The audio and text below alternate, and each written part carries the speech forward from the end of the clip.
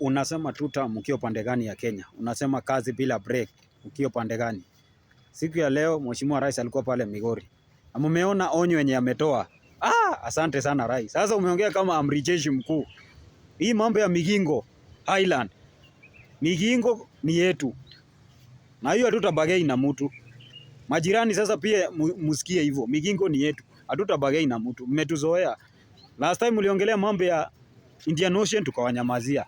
Mmezoea tu kutukoroga tunanyamaza. Wavuvi wetu pale Migingo wamekuwa wakihangaishwa, wanateswa, wanashikwa. Tunawanyamazia. This time naye lazima mtuheshimu. Hata mstuki juzi tu maaskari wetu wametoka Haiti wako huku. Na nyinyi bado mnaendelea kutukoroga. Heshima naye this time lazima mtupe. Mmetuzoea, mmetukoroga muda mrefu. Heshima Migingo naye lazima muheshimu wavuvi wetu. Na mjue Migingo ni ya Kenya. Hiyo hatutabagei na mtu. Mpende msipende. This time hatutaonesha meno. Mmetuzoea muda mrefu tunawanyamazia. This time naye heshima naye lazima tupeane. Hiyo naye heshima lazima tupeane. Asante sana Rais. Umeongea leo kama amri jeshi mkuu.